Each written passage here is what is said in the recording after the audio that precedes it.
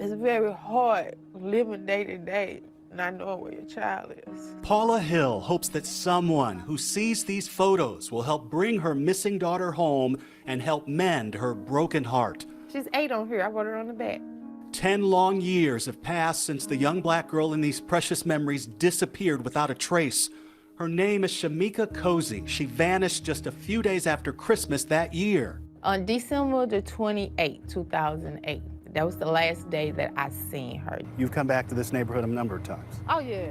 Her daughter was here, just outside St. Louis, watching movies with her cousins, when everyone woke up the next morning and discovered she was gone. She was 16 years old, a door was unlocked, and police believe she ran away, so they never searched for the girl. They're not doing anything because they think she gone on her own.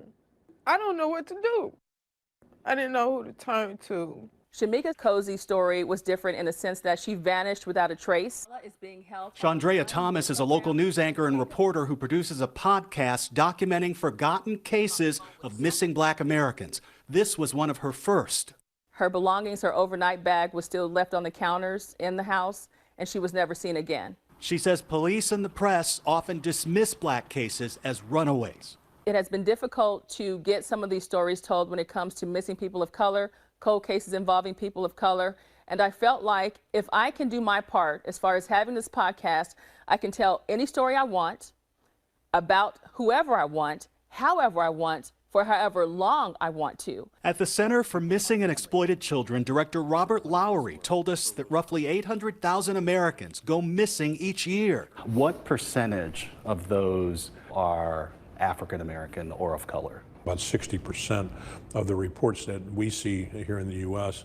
that go in those databases. More than half. Well over half. It really breaks a lot of commonly held thought on who are really the missing children in the U.S. The numbers show that missing black Americans are disproportionately represented. In 2018, more than 30% of all missing persons were black Americans, despite making up just 13% of the total U.S. population. But only around a fifth of those cases are followed by the news.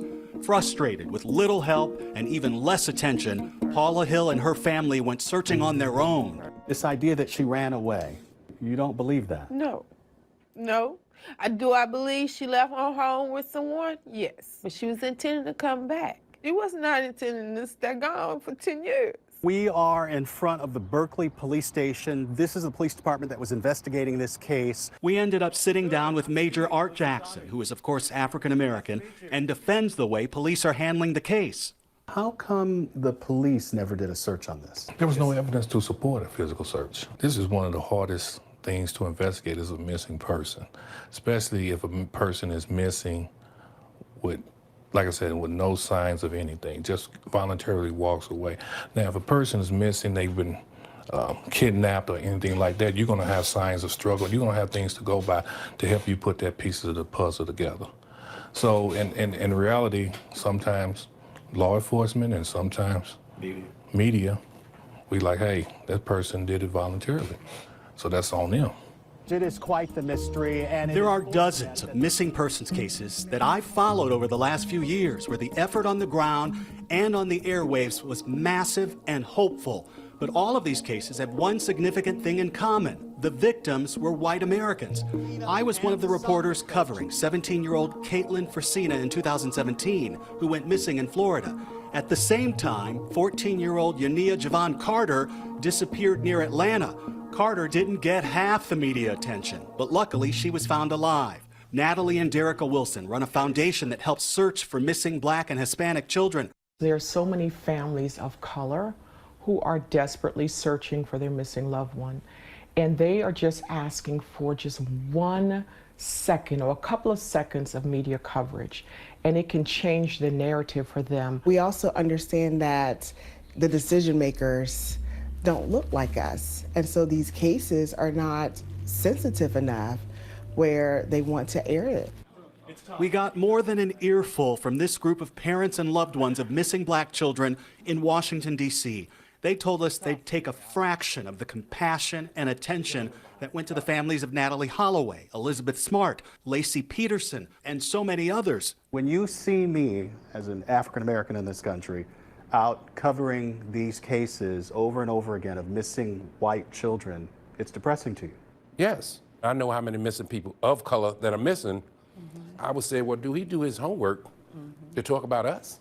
Yeah, it pissed me off to see you reporting somebody's child other than mine. Me and this person's child can go missing around the same time. But I had to fight to get mine on local news, and this person's on national news with the FBI overnight. Exactly. I was like, I'm tired, and I'm frustrated, and I'm pissed. They want America to take a greater interest in these names. Unique Harris, Christian Muse, Relisha Rudd, Keisha Jacobs, and Terrence Woods Jr., who went missing last October.